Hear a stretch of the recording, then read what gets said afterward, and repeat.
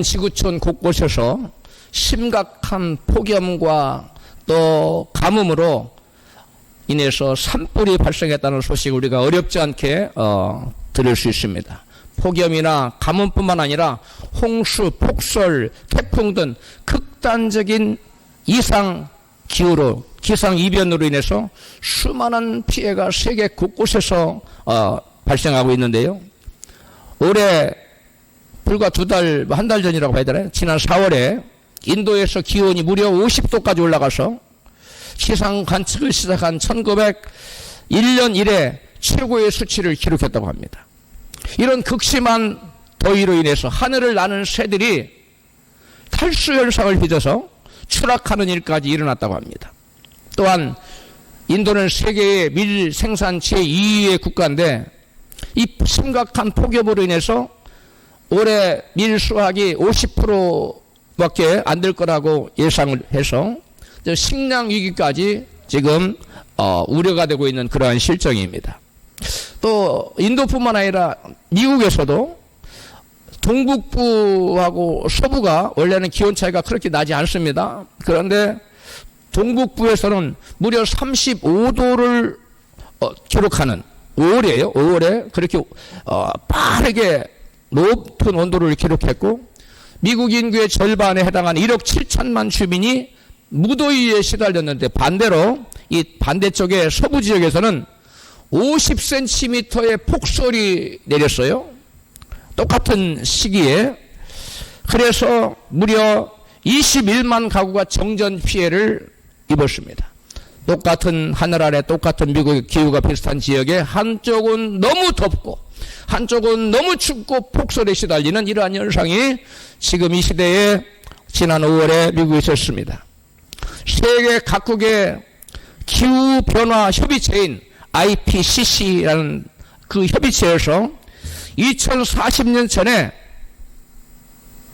이 기후에 놀라운 이변이 일어나는데 탄소가 계속 이 상태로 배출이 되면 폭염은 8.6배 지금보다, 집중호우는 1.5배, 가뭄은 2배가 증가하게 된다고 보고를 했습니다. 지난 5월 현재 한 달 전이에요. 말레이시아, 인도네시아, 싱가포르 등은 이미 폭염을 겪고 있는데 하루에 수십 명씩 죽어나간다고 해요. 그게 지금 먼 나라에 우리가 강 건너 불교경할 것이 아니라 우리나라도 이제 올해 24년에 40도에서 50도 사이에 고온에 오를 거라는, 그래서 그 고온에 대비해야 된다는 그러한 전문가들의 경고가 잇따르고 있습니다. 이러한 뉴스를 접할 때 우리 믿는 자들은 이러한 유사일의 역사상 유례가 없는 기상 이변을 보면서 아무 생각 없이 살면 안 됩니다. 그런가 보다 이렇게 하면 안 된다는 거예요. 세계 도처에서 일어나는 극심한 이상 기후를 통해서 하나님이 우리에게 주시는 메시지가 무엇인가, 우리는 성경에 비춰서 생각해보지 않으면 안 되는 것입니다. 예수님은 이렇게 말씀하셨어요. 마태복음 16장 3절에 아침에 하늘이 붉고 흐리면 오늘은 낮이 굵겠다 하나니 너희가 천기는 분별할 줄 알면서 시대의 표적은 분별할 수 없느냐. 또 마태복음 24장 7절에 민족이 민족을, 나라가 나라를 대적하 일어나겠고 처치의 기근과 지진이 있으리니 이 모든 것이 재난의 시작이니라.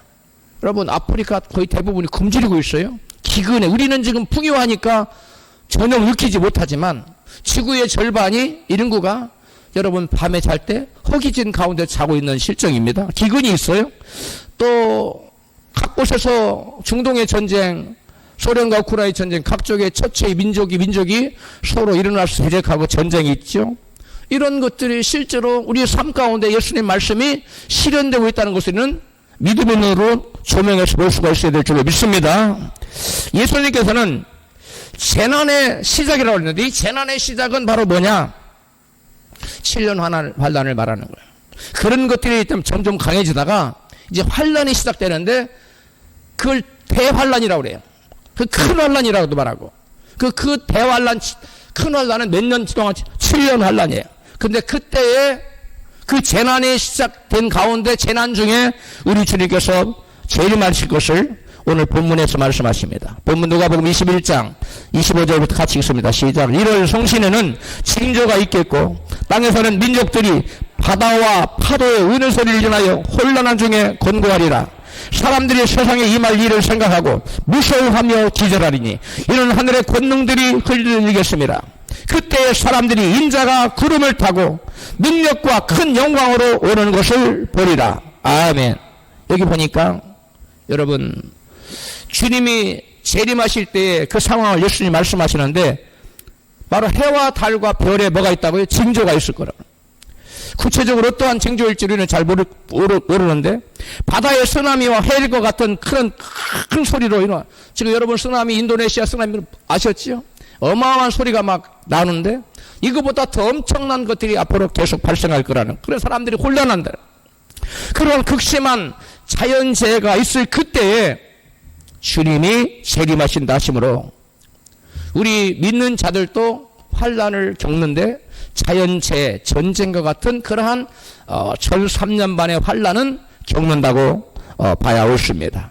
그런데 예수님께서는 우리에게 한 가지 중요한 당부를 하고 계세요. 본문 누가복음 21장 34절입니다. 시작. 너희는 스스로 조심하라. 그렇지 않으면 방탕함과 술 취함과 생활의 염려로 마음이 어둔하여지고 뜻밖의 그날이 덫과 같이 너희에게 임하리라. 이 날은 온 지구상에 거하는 모든 사람에게 임하리라. 이러므로 너희는 장차올 이 모든 일을 능히 피하고 인자 앞에 서도록 항상 기도하며 깨어있으라 하시니라. 아멘. 세상의 모든 사람들에게 그날이 덫과 같이 임한다는 거예요. 그날이 뭐냐면 환난의 날이 임한다는 거예요. 그러나 너희들에겐 그날이 덫과 같이 임한다, 임하지 않는다. 임하지 않고 너희들은 능히 그날을 피할 수 있다고 우리에게 주님에게서 말씀하신, 너희는 세상 사람들과 같이 살지 말고 준비하여 그날을 능히 피하라고 말씀하세요. 할렐루야. 이 얼마나 감사한 말씀인지 몰라요. 주님께서 우리 믿는 자들이 기도로 깨어있어서 그날을 능히 피하고 인자 앞에 서도록, 즉 주님 앞에 서도록 준비하라고 당부하세요.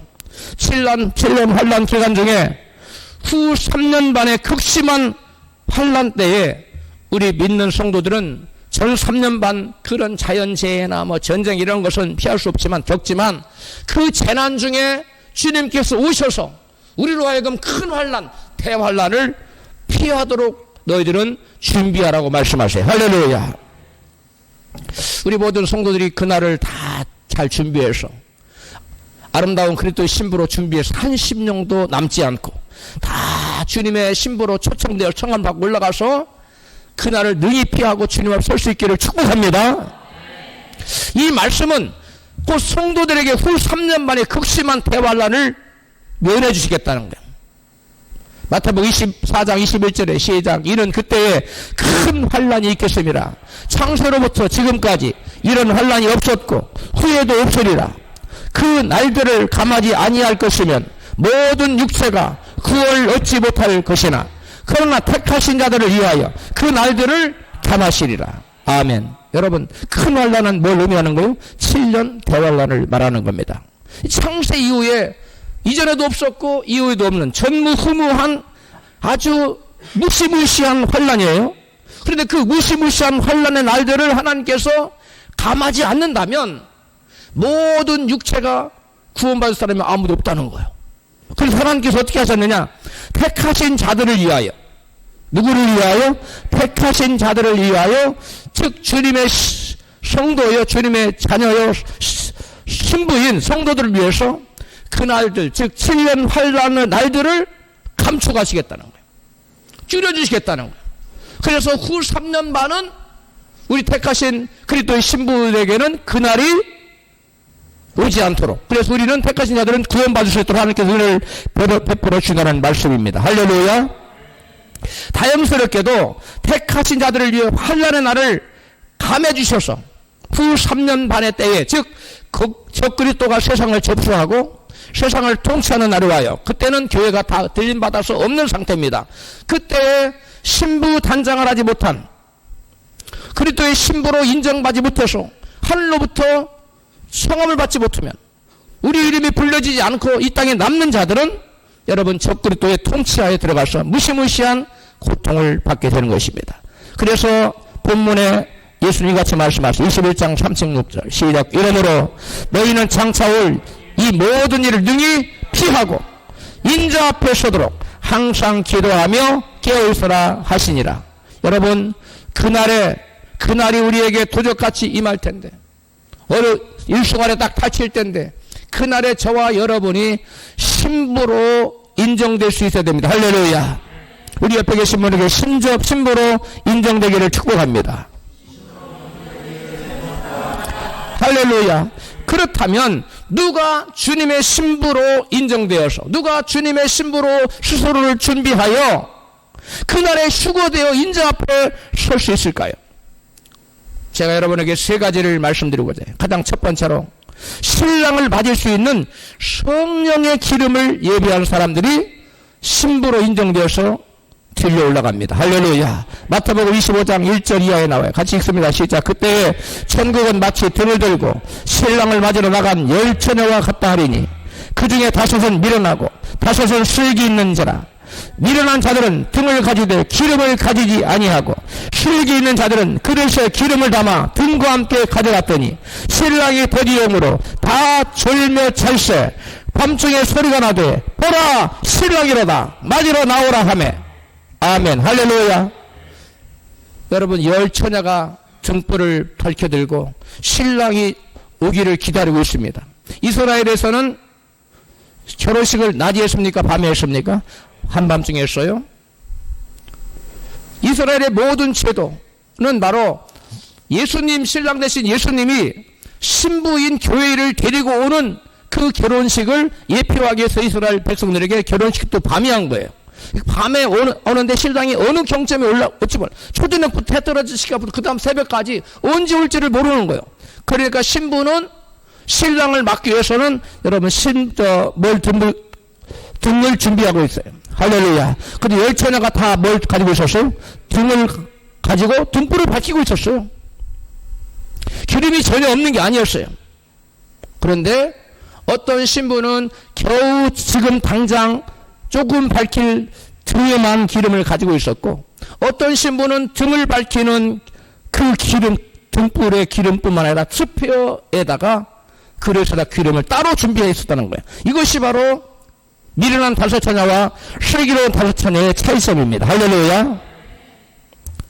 자, 그런데 주님이 다시 올 때 주님이 초저녁에 나타나면 좋은데 그렇지 않다는 거예요. 성경에 보니까 예수님의 비유를 말씀 보니까 10처녀의 비유를 보니까 신랑이 더디움으로 뭐였어요? 다 졸며 잤다는 거예요. 주님이 오실 때의 교회의 모습이에요.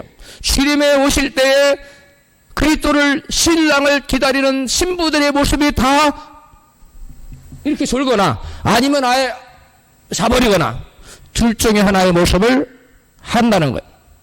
그러나 신부들은 진짜 신부들은 등불을 밝혔던 신부들은 뭐예요? 등불을 수표의 기름을 가지고 있다는 거예요. 할렐루야. 예수님은 이 마지막 때의 상황을 이렇게 말씀하세요. 인자가 올 때 세상에서 믿는 자를 보겠느냐? 세상에서 믿음을 보겠느냐? 우리가 새겨드려야 될 말씀이에요. 지금은 성령의 불이 꺼지고 어둠이 날로 깊어가고 있는 그런 시대에 저와 여러분 살고 있습니다. 우리가 깨어있지 않으면 성령의 불을 끄지 말라고 했는데 성령의 불은 자동으로 꺼져요. 그러므로 저와 여러분 깨어있어야 될 줄을 믿습니다. 눈을 부릅뜨고 우리가 시험 공부할 때 막 허벅지를 꼬집기도 하고 뭐 약도 먹기도 하고 뭐 별의별 방법을 동원해서 잠을 안 자고 하잖아요. 우리가 영적으로 그래야 될 때예요. 할렐루야. 신랑의 밤중이 더디움으로 문제가 생겼어요. 마태복음 25장 7절로 10절입니다. 시작. 이에 그 처녀들이 다 일어나 등을 준비할세.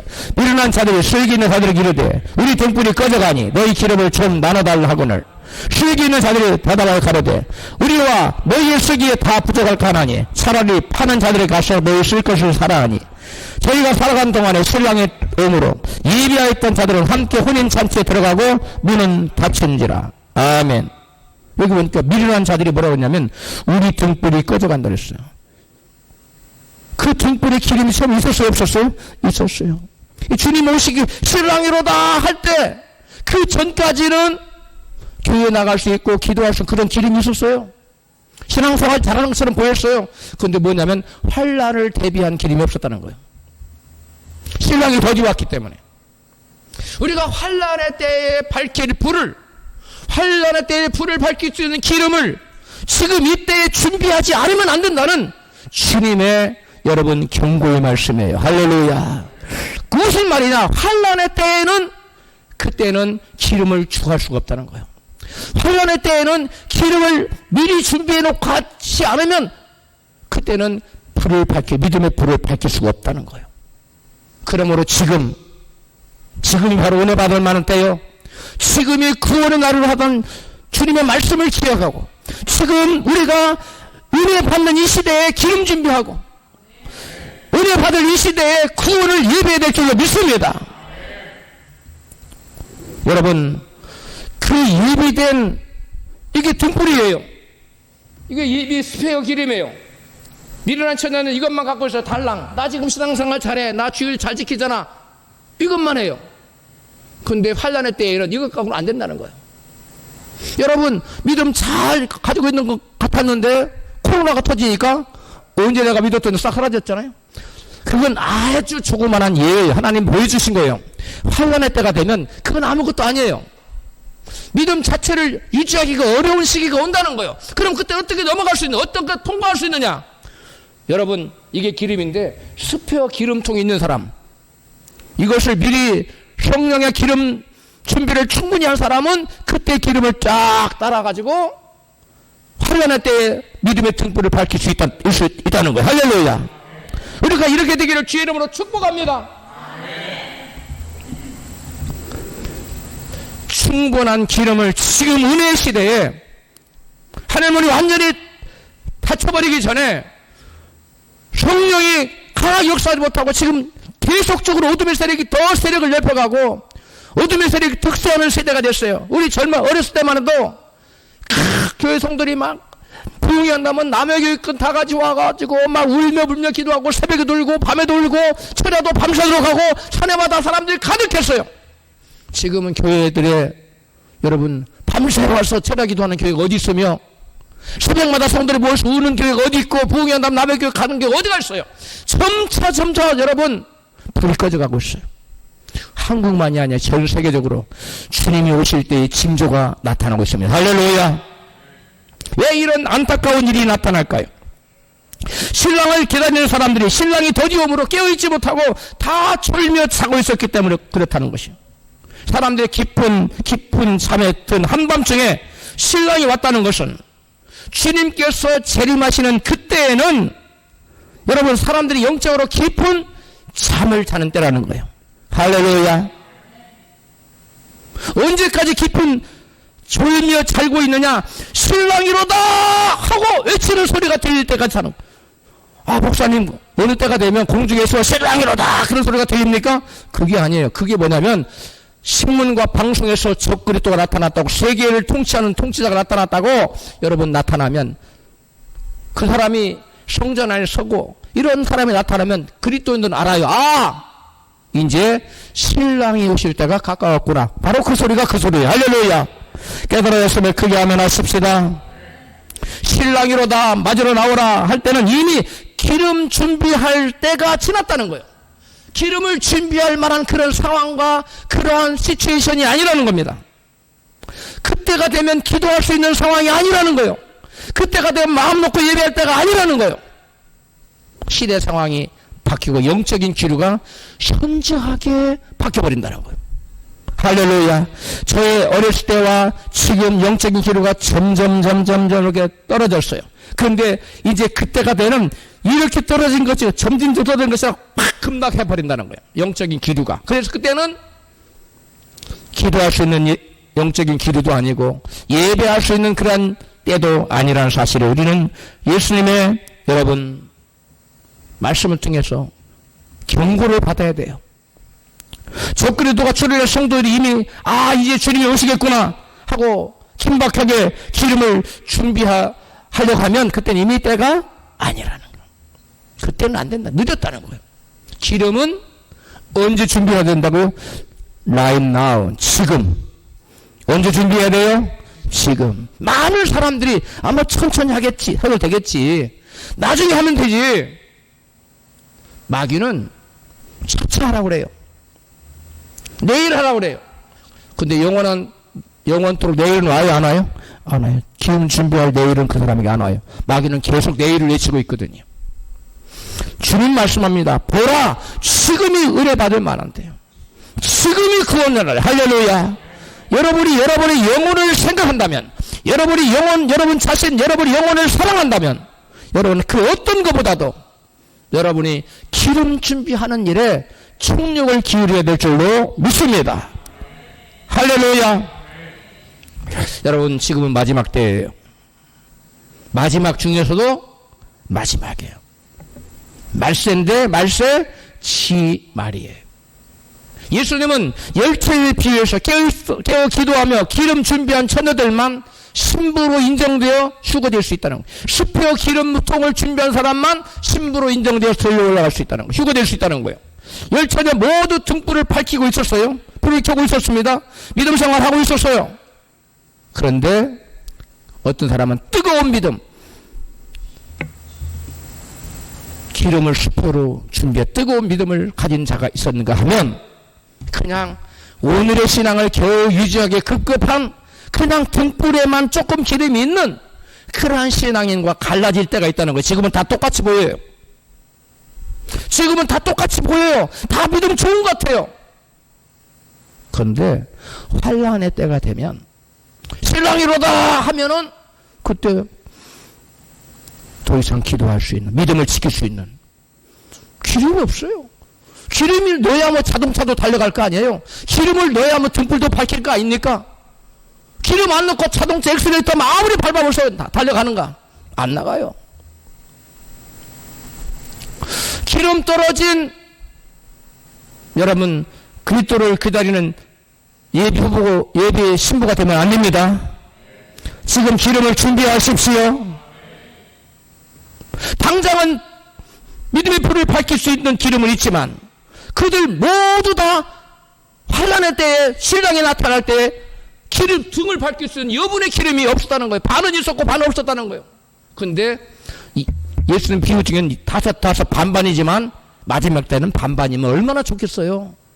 반반이 아니라 여러분 10분의 1도 안 돼요.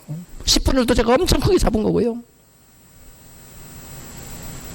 거의 대부분 기름이 없어서 허덕이다가 남아요. 아, 목사한테 남아서 순교할래요. 예, 그건 더더욱 어려운 일입니다. 제가 하는 이 말을 사람의 말로 받지 않기를 축복합니다. 두 번째는 신부로 휴거될 자는 신부 단장을 마친 자예요. 누구라고요? 신부 단장을 마친. 계시록 19장 7절 후반부 시작. 어린 양의 혼인 기약이 이르렀고 그의 신부는 단장을 끝냈으니 그 신부에게 허락하사 빛나고 깨끗한 세마포를 입게 하셨은즉 이 세마포는 성도들의 옳은 행실이로다. 거룩한 행실이에요. 9절 천사가 내게 말하기를 기록하라. 어린 양의 혼인잔치에 청을 입은 자들은 복이 있도다. 어린 양의 혼인잔치에 청을 받은 자는 누구예요? 하늘에서 혼인잔치에 참여하라 이리로 올라오라고 이름을 불러주는 사람, 추구될 사람이에요. 우리 모두가 그렇게 됐으면 참 은이 없겠어요. 할렐루야. 우리 옆에 계시면 그날에 신부로 초청 받으십시오. 하세요. 그날에 신부로 초청 받으라고 축복해 주세요. 여러분 신부 단장을 마친 자는 누구입니까? 계시록 19장 7절에 보니까 18절에 보니까 뭐라 하냐, 옳은 행실로 깨끗한 세마포를 빛나고 깨끗한 세마포를, 누가 빛나고 깨끗한 세마포는 누가 입는다고요? 옳은 행실을 한 사람, 거룩한 삶을 산 사람이에요. 누가 빛나고 깨끗한 세마포를 입게 된다고요? 거룩하고 착하게 세상과 구별된 삶을 사는 사람이 바로 빛나고 깨끗한 세마포를 입혀준다는 거예요. 빛나고 깨끗한 세마포를 입어야 신부단장이 끝나는 거예요. 할렐루야. 여러분, 빛나고 막 빛이 막 나. 그리고 막 깨끗해. 그런 아름다운 그런 그 신부의 옷을, 세마포를 주님이 탁 입혀주면, 아, 이 사람, 너는 신부 단장이 끝났다. 그런 사람은 하늘에서 이름을 부르는 거예요. 신부 누구누구는 이리로 올라오라. 청함을 받는 겁니다. 그렇게 다 청함을 받을 수 있어야 됩니다. 할렐루야. 근데 옆에 아내는 받는데 나는 남아. 옆에 남편은 받는데 나는 남는다면 얼마나 비극적인 거예요. 성경은 두 사람이 매를 김을 메고 하나 올라가고 하나 남고, 두 사람 같이 자고 있는 하나는 자고 하나 올라가고, 하나는 둘이 맷돌을 가고 하나 올라가고 남는다 그랬어요. 누가 남고 누가 올라가느냐? 거룩한 삶, 세상과 구별된 거룩한 삶, 의롭고 깨끗한 삶, 죄와 멀리하는 그러한 삶을 산 사람에게는 빛나고 깨끗한 세마포를 입혀줘서 하나님께서 너는 신부단장이 끝났다. 할렐루야. 그런 사람만 올라간다는 거예요. 그래서 신부단장은 그 깨끗한 옷을 입어야만 되는 거예요. 빛나고 깨끗한 옷을. 근데 그 깨끗한 옷은 바로 누가 만드는 거예요? 하나님이? 내가 만드는 겁니다. 내가. 따라서 빛나고 거룩한 깨끗한 옷은 누가 만든다고요? 내가 만드는 거예요. 내가. 어떻게? 거룩한 삶으로. 세상과 사람들과 같이 생각하고 말하고 사랑처럼 살아가면 그 사람에게는 거룩한 깨끗하고 빛난 세마포 입혀집니까? 안 입혀집니까? 안 입혀져요. 그 사람은 신부단장이 안 된 겁니다. 그런 사람은 100% 남습니다. 여러분, 신랑 대신 그리스도를 맞이할 정결한 처녀들은 점도 없고 흠도 없는 거룩한 세마포를 입은 자들이라는 거예요. 그러면 이러한 깨끗한 점도 없고 흠도 없는 세마포는 누가 있느냐? 하나님 말씀에 순종하는 성도들의 거룩한 삶으로 지어 입은 거예요. 할렐루야. 여러분 기억하십시오. 거룩한 세마포를 입고 신부 단장을 마친 자들만이 어린 양의 혼인잔치에 청원받게 되고, 그래서 공중으로 들려 올라간다는 사실을 믿으시기를 축복합니다. 그래서 베드로는 말씀했어요. 신랑 대신 그리스도를 기다리는 신부들을 이같이 권면합니다. 베드로 후서 3장 10절에 시작. 그러나 주의 날이 도적같이 오리니 너희가 어떠한 사람이 되어야 마땅하냐? 거룩한 행실과 경건함으로 하나님의 날이 임하기를 바라보고 간절히 사모하라. 여기까지는 제가 개역성경을 읽어드렸어요. 14절 후반부 시작. 티도 없고 흠도 없는 사람으로 아무 탈도 없이 하나님 앞에 나타날 수 있도록 힘쓰십시오. 이거 3번역으로 읽어드렸어요. 하나님 앞에 나타날 수 있도록, 무슨 말이에요? 인자 앞에 서도록. 그날에 인자 앞에 설 수 있도록 너희들이 힘쓰라는 거. 어떻게?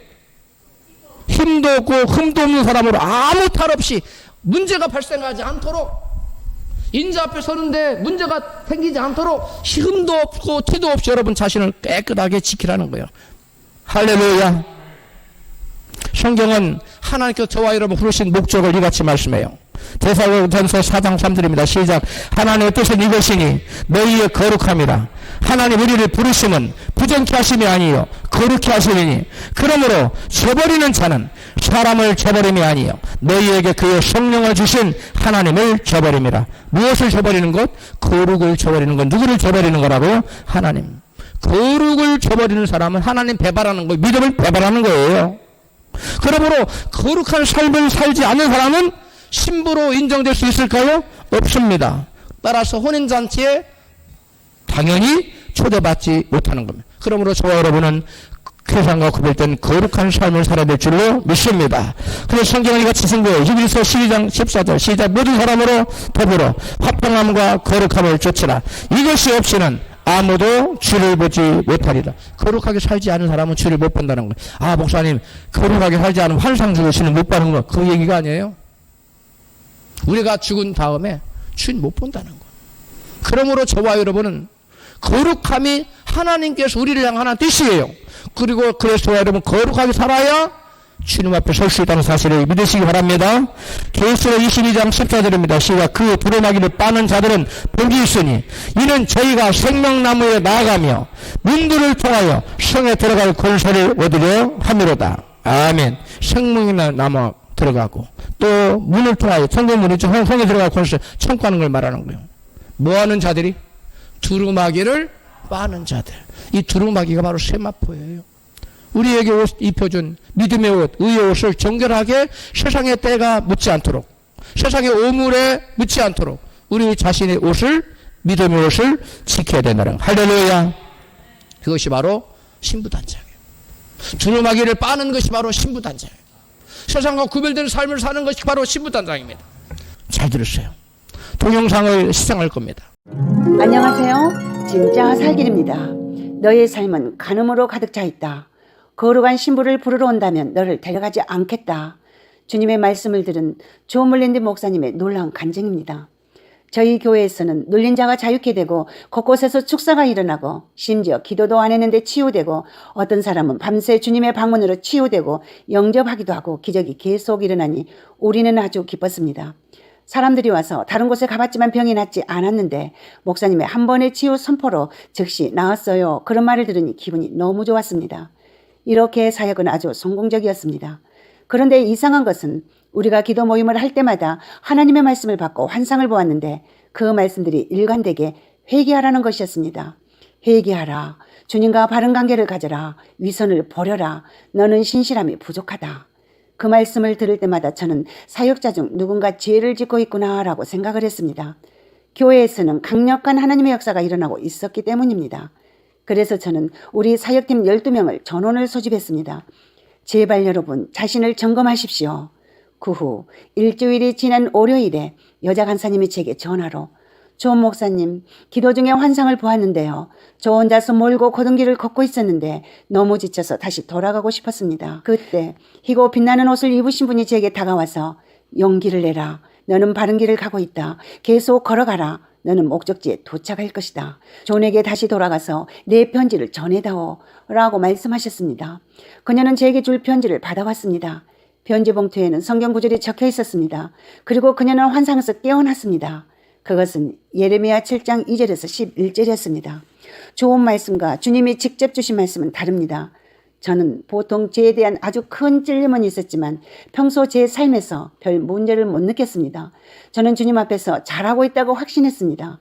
그래서 사역팀에게 이 문제를 꼭 해결해야 한다며 필요하면 죄를 서로 고백하자고 말했습니다. 평소 저답지 않게 강하게 말했습니다. 계속 그렇게 사시면 안 됩니다. 뭔가 해야 합니다. 모두 제 말을 듣고 떨었습니다. 평소에 나는 보통 새벽 4시부터 기도를 하는데 기도가 되지 않았습니다. 계속 답답하게 기도가 터져 나오지 않았습니다. 굳게 닫힌 문처럼 주의 임재로 나갈 수 없었습니다. 찬양을 불러도 소용이 없었습니다. 당황해서 마음감이 교차했습니다. 주님이 날 외면하시는 건가? 왜 내게 이런 일이? 주님이 그립습니다. 왜 저를 외면하십니까? 제가 달리 잘못한 것을 기억할 수가 없습니다. 매달렸습니다. 그때 갑자기 어떤 기운이 느껴지며 제 온몸이 떨렸습니다. 제 옆에 계신 것처럼 옷자락을 느꼈지만 아무도 없었습니다. 저는 주님께 부르짖었습니다. 주님, 저는 제 죄를 깨닫지도 못하는 그런 죄인입니다. 저 혼자는 회개도 못합니다. 회개의 은혜를 주세요. 제가 그렇게 부르짖을 때 주님의 임재가 제 위에 임했습니다. 임재가 점점 강도가 강해져 제가 전에 경험해보지 못한 강도가 되었습니다. 저는 두려워지기 시작했습니다. 아주 무거운 임재가 제 위로 내려왔습니다. 몸이 떨리고 땀이 났고 혀가 입안에서 부어올라 더 이상 혀를 움직일 수 없었고 말도 할 수 없었습니다. 몸을 전혀 움직일 수 없었습니다. 제가 몸 안에 있는데 그 몸은 더 이상 제 몸이 아닌 것 같았습니다. 그런데 갑자기 밝은 빛이 제 눈을 강타했습니다. 너무 밝아서 볼 수 없었고 눈을 감아도 눈동자를 꿰뚫었습니다. 무슨 일이 일어나고 있는가? 나는 떨면서 생각했습니다. 어떤 음성이 제 이름을 3번 불렀습니다. 제게는 대답할 힘도 남아있지 않았습니다. 속으로 여기 있습니다. 라고 대답했습니다. 존이라고 저를 3번 불렀습니다. 내가 장세전에 너를 알고 있었다. 내가 너를 선택해서 마지막 때에 나를 섬기라고 불렀다. 그러나 내가 너에게 할 말이 있다. 내가 만약 오늘 나의 거룩한 신부를 부르러 온다면 너는 나의 신부들에 속하지 않을 것이다.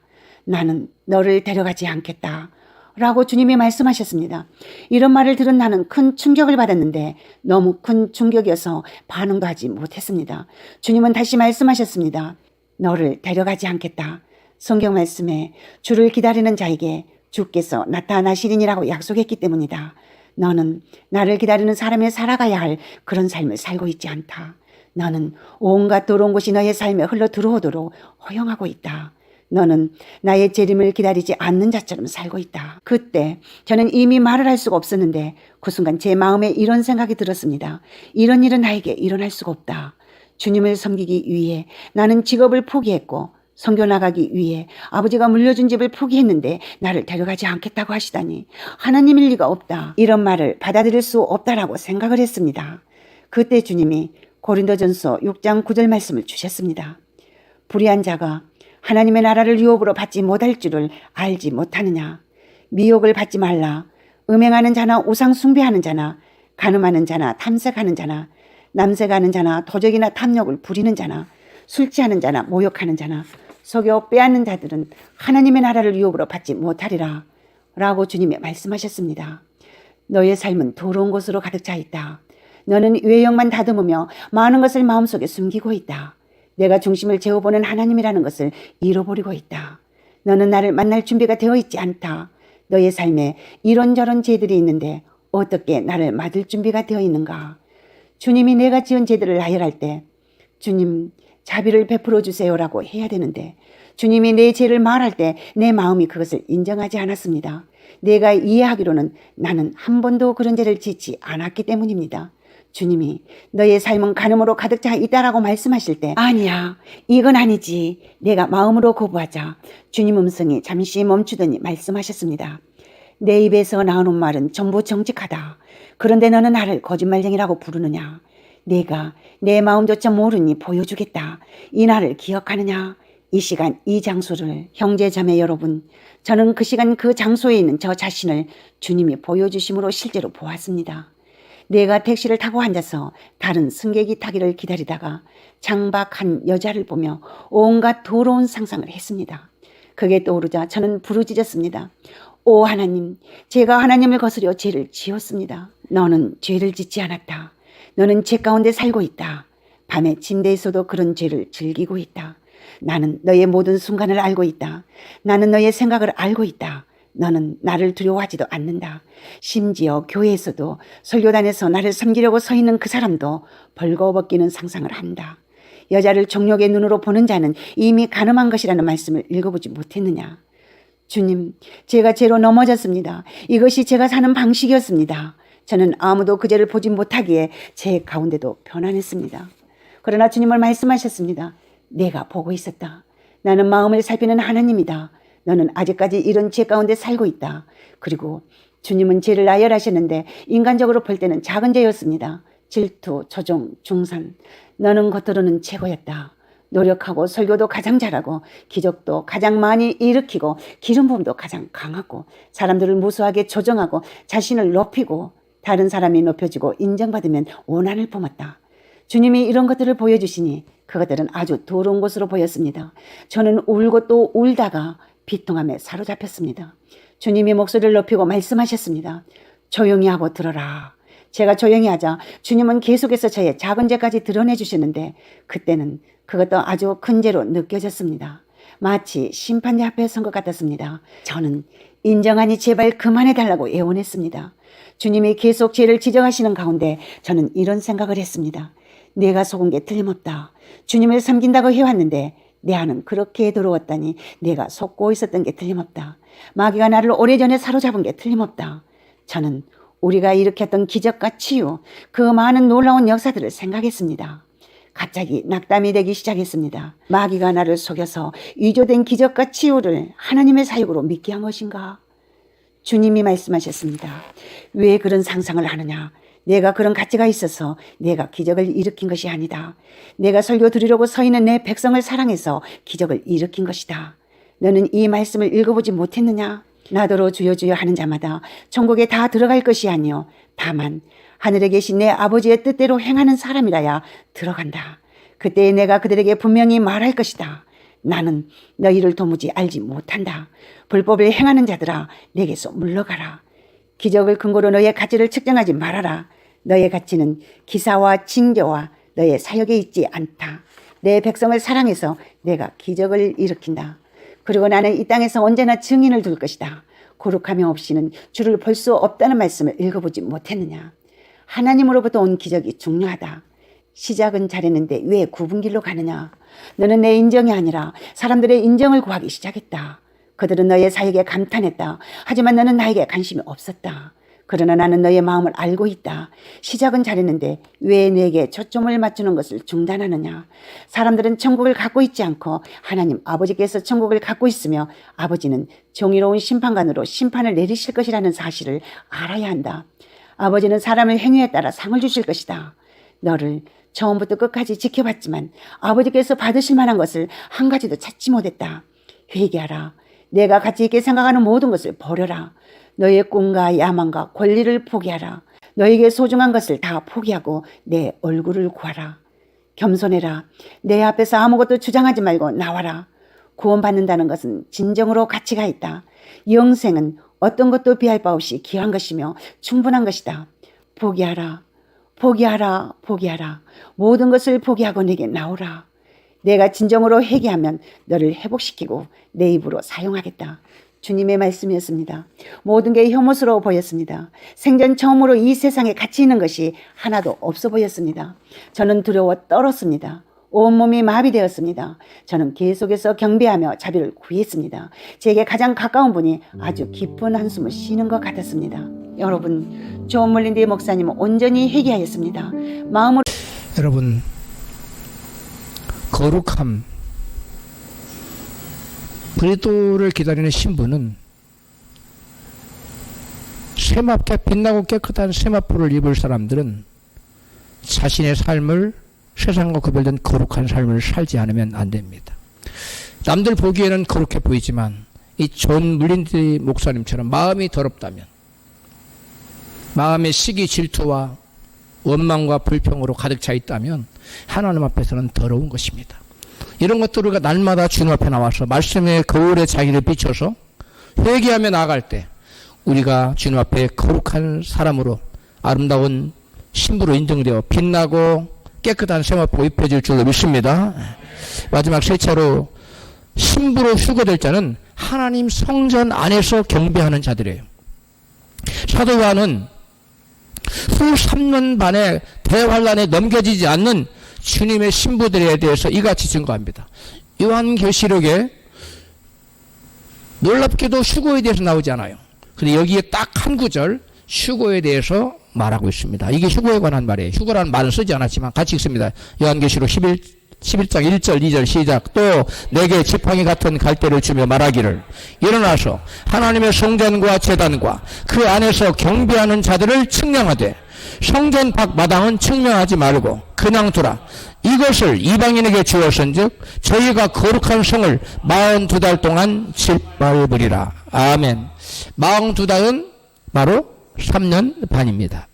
성전 안에서 경배하고 있지 않은 성전 뜰에 있는 자들은 후 3년 반 동안 이방인에게 내어준다는 것입니다. 그 이방인은 바로 누구를 가리키냐면 적그리스도를 가리킵니다. 할렐루야. 그 42달 짓밟는다는 것은 바로 휴거되지 못하고 남는 자들은 이 적그리스도에 의해서 무참히 짓밟힘을 당하는, 그리고 무참히 죽임을 당해야 되는, 아니면 666표를 받아야 되는 그러한 참담한 상황에 처해진다는 거예요. 그때 하나님의 성전과 하나님의 제단 안에서 하나님을 경배하는 자들은 하나님 측량하라고 그랬어요. 그건 누구냐? 바로 하나님의 신부로 계수된 자들이에요. 하나님의 신부로 인정된 것 하나님이 측량을 해요. 그런데 바로 그런 사람들만 하늘나라로 올라간다는 거예요. 그렇다면 성전 안에서 예배하지 않고 제단 안에서 예배하지 않고 성전 뜰에만 머무는 사람은 누굴까요? 이거는 구약시대의 제사를 우리가 알아야 이해할 수 있습니다. 구약시대에 하나님께 나아가 제사 드리는 성막의 구절 띄워줘요. 성막의 구조를 알아야 성전 뜰만 밟는 사람들이 누군지 알 수 있어요. 저게 바로 성막이에요. 오른쪽 하단부 오른쪽에 보면은 그 문이 그 동문이라고 동문 쪽에 들어가면 불 피우는 곳이 있죠. 그게 바로 번제단입니다. 번제단을 제가 동그랗게 성막에 들어가기 전에 물두멍이 있어요. 저거를 구조를 잘 보세요. 여기서 첫 번에 나오는 저 불 피우는 곳, 저기 번제단이라고 그래요. 그래서 번제 제사를 드리는데, 번제 제사는 죄인의 재물을 가지고 와서 짐승 앞에 서서 제물된 짐승 앞에서 자기 죄를 고백해요. 그리고 그 짐승에게 재물에게 자기 죄를 고백한 다음에 안수해서 죄를 짐승에게 떠넘깁니다. 죄를 전가시켜요. 그리고 짐승을 잡아서 피를 그 번제단 네 곁에 뿔이 있는데 뿔에다 발라요. 피를 뿌려요. 그리고 그 짐승을 각을 떠서 불로 태워서 완전히 태워서 드리는 제사. 하나도 남는 게 없는 거예요. 완전히 태워서 드리는 게 번제입니다. 이 번제는 바로 우리 주 예수 그리스도의 십자가 희생을 예표한 거예요. 그림자로 보여주는 거예요. 우리 주 예수께서 바로 한 짐승이 그 제사 드리는 사람의 죄인의 죄를 다 두맡아서 안수를 받고 대신 죽임을 당하고 피 뿌리고 불로 태워 죽었듯이 예수께서 저와 여러분의 모든 죄를 대신 지고 죄 없으신 예수님이 십자가에서 피를 흘려 돌아가십니다. 할렐루야. 그래서 완전한 자기 자신을 완전히 드려서 하나님께 드린 거 하나도 남기지 않고 물과 피를 다 쏟으시고 드려요. 그래서 번제는 완전히 불태워서 드리는 제사. 그래서 예수님께 십자가에서 한 온전한 제사 그리고 영원한 효력이 있는 제사를 단번에 이루셨어요. 할렐루야. 두 번 다시 드릴 필요가 없는 단 한 번의 영원한 제사, 완전한 제사 드리는 것이 바로 번제로서 예표되고 있습니다. 할렐루야. 자, 그래서 성전 뜰에서 제사를 드립니다. 성전 뜰만 다니는 사람은 번제 제다 드려요. 그리고 물두멍에 가서 손도 씻어요. 이 물두멍 가서 뭐냐? 번제단에서 짐승 잡고 피가 튀기고 오물도 물도 오고 막 내장에서 막 똥물도 물도 그럴 거 아니에요. 그러면 그것을 어디가 씻느냐? 물두멍에서 깨끗이 씻고 그 다음에 이제 성막 안으로 들어가는 건데 여기 물두멍은 뭘 말하는? 예수 그 십자가를 믿어요. 예수님 나를 위해 죽으셨고 나에게 영원한 생명을 주시기 위해서 부활하셨고 지금 하늘 보좌의 우편에서 기도하고 계시다 심판하고 이거 다 믿어요. 믿고 또 매일같이 삶 속에 죄가 묻어오면 물두멍에 가서 손을 씻어 죄도 회개해요. 그런 삶을 사는데 이 사람이 성막에는 안 들어가요. 성소에는 들어가지 않아요. 그리고 지성소에도 들어가지 않습니다. 자, 여기서 번제단에서 제사드리고 예수 십자가만 믿고 매일 죄를 회개하는데 성소와 지성소에 안 들어간다는 말은 무엇이냐? 성소에 들어가면 그 다음 화면을 띄워주세요. 성소에 들어가면 잘 보이나요? 제일 처음에 이렇게 네모지게 한 것이 저기 번제단입니다. 그 다음에 물두멍이고 딱 그 안에 들어가니까 성소가 이렇게 딱 있는데 성소에 들어가면은 왼쪽에 여러분 촛대가 있어요. 촛대, 등대라고 했다. 7 촛대가 있어요. 그 7 촛대는 불을 밝히는, 7 등불을 밝히는 거예요. 그리고 오른쪽에 진설병이 있죠. 그건 떡상이에요. 12지파를 상징하는 12떡상 6줄씩 두 줄로 놔져 있어요. 진설이랑 항상 진설되어 있다는 거예요. 그래서 저 안에 들어가서 그 7 촛대 불을 밝히고 이 7 촛대 불을 성령의 불을 말하는 거예요. 성령의 조명과 성령의 인도함 받는 삶을 살아야 돼요. 할렐루야. 그리고 떡상에 떡을 먹고 힘을 얻고 그 다음에 어디로 나가나? 저 앞에 법궤 있기 전에 그 지성소 넘어가기 전에 분향단이 있어요. 분향단에서 상을 사르고 하나님께 기도하는 거예요. 할렐루야. 즉 십자가만 믿고 매일 삶을 회개하는 거 끝나지 않고 성소에 들어가서 성령의 불을 밝히고 말씀의 떡을 맞고 분향단에 가서 하나님과 기도로 교제하며 이런 삶을 살아야 된다는 거예요. 할렐루야. 목사님 저 성소에는 제사장만 들어갔잖아요. 우리는 못 들어가죠. 아니에요. 예수님이 십자가에 달리실 때 운명하실 때 성소와 지성소의 모든 회장이 다 찢어져 버렸어요. 할렐루야. 그리고 우리 일반 성도들도 또 마지막 때에 왕같은 제사장으로 삼으셨어요. 할렐루야. 우리는 다 들어갈 수 있는 거예요. 그러므로 저와 여러분이 여기서 요한계시록에 말하는 성전 뜰 안에만 있는 사람, 이 사람은 신부가 아니라는 거예요. 그럼 누가 신부냐? 이 성소 안으로 들어가야 돼요. 그래서 성령의 인도를 받아야 돼요. 그리고 말씀의 떡을 매일 먹고 그 다음에 매일 가서 저 분향단 앞에, 법궤 앞에 분향단에 가서 상을 사르며, 즉 기도하며 하나님과 깊은 사랑의 교제를 해야 된다는 거예요. 할렐루야. 그렇지 않는 삶, 맨날 십자가만 믿고 나 구원받았어, 이렇게 말하는 삶은 여러분 신부의 삶이 아니라는 거예요. 그런 사람은 성전 뜰에 머무르는 사람이라고 요한계시록에 말하고 있어요. 그러므로 저와 여러분은 성전 뜰에만 남아있어서는 안 될 줄로 믿습니다. 그래서 제가 항상 예배를 앞두고 기도할 때 이 강단에 서서 성전 뜰만 머무르는 자가 없게 해달라고 항상 기도를 하는 이유가, 저 안에 들어가야 신부가 될 수 있는 거예요. 저 안에 들어가야 신부 단장을 할 수 있는 겁니다. 할렐루야. 아, 목사님 주일만 한번 나오면 됐지, 뭐 수요 예배, 금요 예배, 새벽 예배, 뭐 이렇게 뭐 철야 예배, 뭐 그렇게 복잡하고 그렇게 할 필요가 뭐가 있어요? 아니에요. 신부가 되기 위해서 그렇게 해야 되는 거예요. 할렐루야. 여러분 주일 한번 교회 나와서 그것으로 만족하면 안 됩니다. 매일 주 앞에 나와서 제사단 나가서 중대에 불을 켜고 성령의 불을 밝히고, 그 다음에 여러분 진설방에서 떡을 먹고, 그 다음에 여러분 향단에 가서, 분향단에 가서 상을 사르고 주님과 기도하며 하나님과 교제하는 삶, 사랑을 나누는 삶, 그 자가 신부예요. 할렐루야. 신랑과 신부가 결혼하기로 약속했는데 만나지도 않아, 대화도 안 해, 전화도 안 해, 교제를 안 해. 그게 무슨 결혼할 대상이에요? 그거 잘못된 거 아닙니까? 마찬가지로 주님이 우리의 신부, 신랑이라면 우리가 그를 기다리는 주님이 우리의 완전한 신랑은 아니에요. 혼인잔치가 끝나야 신랑이에요. 우리는 지금 결혼한 상태가 아니라 정혼한 상태예요. 할렐루야. 법적으로는 부부예요. 그러나 우리가 같이 살지는 않잖아요. 에? 결혼한 다음에 하늘 같이 살아요. 우리를 처소로 예비해서 우리를 부르러 오신다고 했어요. 할렐루야.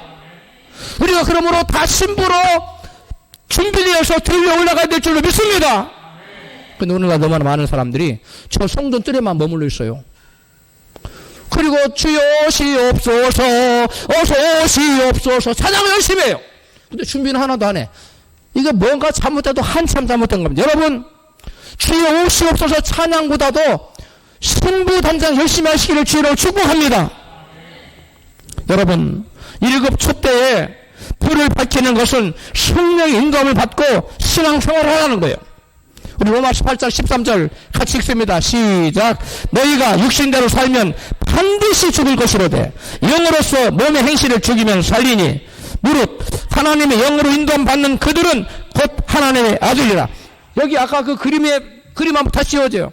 여기 그림에 보면 하나님의 영으로 인도함 받는 성소에 들어가서 등대에 성령의 불을 밝히고 그 불을 따라서 떡도 먹고 그 다음에 기도도 하고 하나님 교제하며 그런 삶을 사는 사람이 바로 하나님의 영으로 인도함 받는 사람이에요. 할렐루야. 그런 사람은 하나님의 아들이래요. 그런 사람은 하나님의 그리스도의 신부래요. 하나님의 아들들, 그리스도 예수의 신부들은 반드시 하나님의 영으로 인도함 받습니다. 하나님의 영으로 인도함 받기 위해서는 반드시 성소에 들어가야 돼요. 아멘 하십시오. 반드시 시성소에도 들어가야 돼요. 시성소에서는 뭘 하느냐? 시성소에서는 시온소에서 주님 말씀하세요. 여호와께서 말씀하세요. 그 음성도 들어야 된다는 거예요. 그런데 나를 위해서 십자가 지고 죽으셨다가 부활하신 예수님, 그분을 온전히 믿지 못하는 것이 뭐냐? 말씀과 기도로 거룩한 삶을 사는 아름다운 신부 단장을 마침으로 어린 양의 혼인잔치에 청을 받아 모두 휴거 되시기를 주님의 이름으로 축원합니다.